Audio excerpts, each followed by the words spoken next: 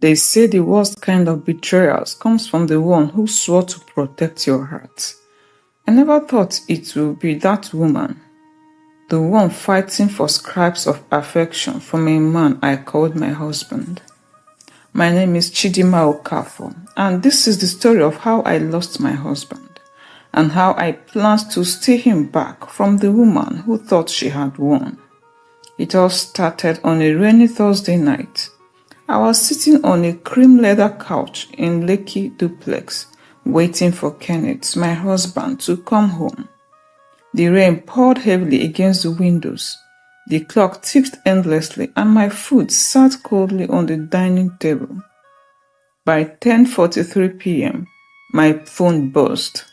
Kenneth, meeting ran late. Don't wait up. A message. No call, no explanation. I stared at the phone for a moment, anger bubbling beneath my skin. My instincts screamed louder than the rain outside. He wasn't at any meeting. He was with her. I didn't know her name yet. I don't know her face, but I could feel her presence in my marriage like a thick, choking smoke.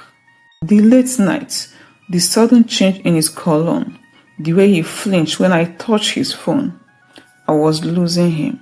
No, I had already lost him, but I wasn't going down without a fight. The next morning, I did something I never thought I would do. I followed him. I trailed his black Mercedes-Benz from our estate all the way to a luxury hotel on Victoria Island. He parked casually, like a man with no worries.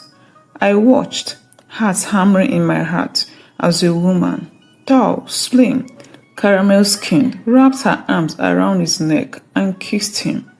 My vision blurred. Kenneth laughed. He kissed her back, deeper, longer than he had kissed me in months. I clutched the steering wheel so hard my knuckles turned white. Who was she? What did she have that I didn't have? But even as the questions burned my soul, I knew one thing for certain. I was going to take back what belonged to me. And I would do it so well that Kenneth would forget that girl ever existed. Even if it meant becoming someone I barely recognized. Even if it meant getting my hands dirty.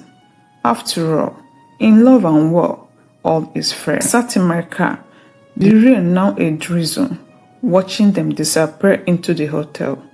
I should have cried. I should have screamed. But strangely, I felt nothing. Just a cold, calculated silence growing inside me. Tears were a luxury I could no longer afford. It was time to think, to plan. By the time I drove back home, I already knew what I had to do. The first step was simple. I needed to disappear from Kenneth's radar. Not physically, no. I needed to become invisible emotionally. For the first time in months, I stopped asking where he was going. I stopped checking his phone. I stopped complaining. Instead, I poured my energy into myself. I upgraded my wardrobe.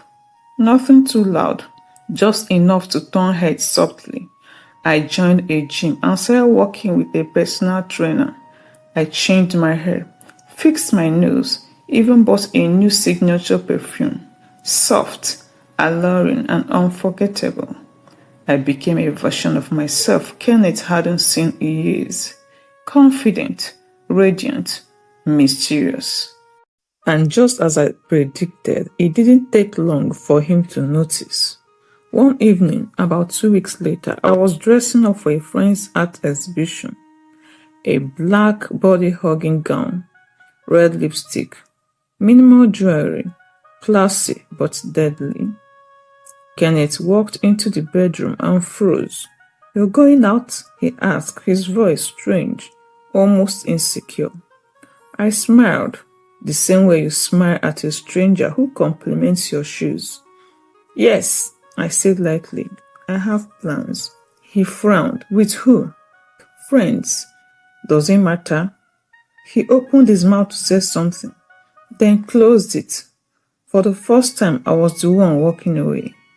Later that night, my phone rang while I sat at the event. Kenneth. I stared at the screen, feeling a dark trail run through me. I didn't answer. He called again and again. I finally picked on the fourth ring, my voice deliberately low and distracted. "Hello? Where are you?" he barked. I laughed softly, turning my back to the noise of the party. "Out," like I said. "Come home now." I could practically see the veins bulging in his neck. "Good, let him stew. Let him wander. I will come home when I'm ready," I said sweetly and hung up. That night when I returned, Kenneth was sitting in the living room, still in his work clothes, his face dark with jealousy and confusion. "Who were you with?" he demanded as soon as I walked in. I breezed past him, kicking off my heels. "You don't ask me who I am with anymore, remember?" I said, my voice calm but loaded with meaning. I could feel his eyes burning into my back. The game had begun, and soon, very soon, Kenneth will realize that no mistress, no matter how sweet or sexy, could compete with a woman who knew him better than he knew himself. I wasn't just going to steal him back. I was going to make him crawl back. The next few weeks were a delicious game of subtle warfare. Kenneth grew restless, suspicious. He started coming home earlier, started checking up on me, started trying to talk to me again, fumbling for conversation like a man clutching at a smoke. And I smiled, laughed lightly, and gave him just enough attention to keep him desperate, never enough to satisfy him. But I knew it wouldn't take long before she noticed. It happened on Saturday afternoon. Kenneth and I were at home, him pretending to watch a football match, me pretending not to notice his constant glances in my direction when his phone buzzed repeatedly on the center table. I saw the name flash across the screen before he snatched it up. Angela. So now I had a name. I turned my head slightly, pretending not to care, but my ears were wide open. "Yes?" Kenneth backed into the phone, sounding irritated. I couldn't hear her words, but I could hear the desperation in her voice. Even through the distance, the more she talked, the tighter Kenneth's face became. "I told you to stop calling me like this," he hissed. "I'm at home." There was a pause, then louder.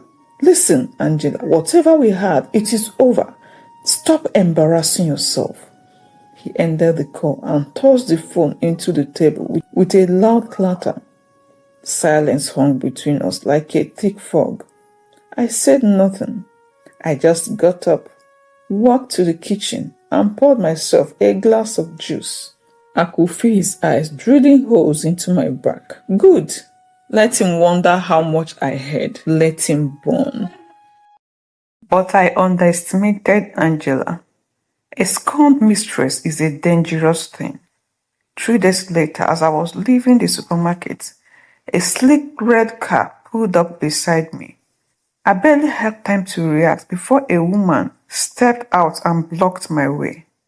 Tall, slim, flawless skin, and even though she wore no makeup, she oozed raw, unfiltered beauty. "So you're the wife?" I smiled politely, pretending not to recognize her. "I am sorry. Do I know you?" She laughed bitterly, folding her arms. "You think dressing up and playing smart will make him love you again?" I stiffened, but kept my face neutral. "Excuse me," I said, stepping around her. But she grabbed my arm, her grip strong. "You can't keep a man who doesn't want to be kept. Kenneth is mine. He just hasn't realized it yet." Her words hit like tiny precise knives, but I didn't flinch. Instead, I smiled. A real slow, devastating smile. "You poor thing," I said softly, yanking my hand free. "You've already lost. You just don't know it yet." I walked away without looking back, my heart pounding hard against my ribs, because deep down I knew Angela wouldn't go down quietly. She was going to fight, and if I wasn't careful, this little war could destroy more than just my marriage. After the encounter with Angela, I tightened my plans. No more slip-ups, no more emotions. I was playing chess, not checkers, and every move had to be calculated. Kenneth grew more desperate by the day. He started suggesting date nights again, buying me small gifts, perfumes, handbags, things he hadn't done in nearly a year. I accepted everything with a gracious smile, never asking questions, never pushing. And just when I thought I was winning, the ground shifted beneath my feet. He said with an anonymous text, unknown number, "Your husband isn't done with me yet. He's lying to you." I stared at the message for a long time, my stomach twitching. It had to be Angela. She was bluffing, right? I shook my head, deleted the message. I trusted my instincts. Kenneth was back home earlier these days. He was spending more time with me than anywhere else. Angela was just being desperate. Or so I thought. 2 days later, Kenneth said he had a business trip to Abuja. 2 nights, he claimed. Nothing serious. I smiled sweetly and waved him off at the airport, even packing his favorite shirts myself. But something didn't sit right with me. So I did something dangerous. I hired a private investigator.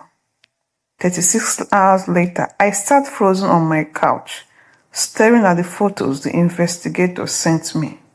Kenneth, Angela, together, not in Abuja, not on a business trip, but right here in Lagos, hiding away in a serviced apartment in Ikoyi, smiling, laughing, holding each other like newlyweds on honeymoon. The betrayal hits harder than anything I had ever felt. It wasn't just the cheating, it was the lies, the effort he put into deceiving me while pretending to fight for us. I pressed my hand to my mouth to keep from screaming. Tears blurred my vision. My body trembled. For a moment, just a moment, I wanted to destroy everything. But then, a deeper cold rage settled in. They wanted to play dirty. Fine, I could get filthy too. That night, I made a decision that would change everything. I was no longer going to wait for Kenneth to come back crawling. I was going to make him beg, not with sweet smiles and silent tears, not with pathetic forgiveness. I was going to make him lose everything he thought he had, including Angela. And when he realized what he had done, when he realized what he had truly lost, it would be too late. I spent the next 2 days planning my revenge, like a general preparing for war.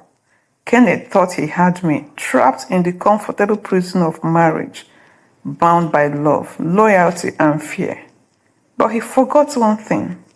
A woman scorned is the deadliest opponent. And I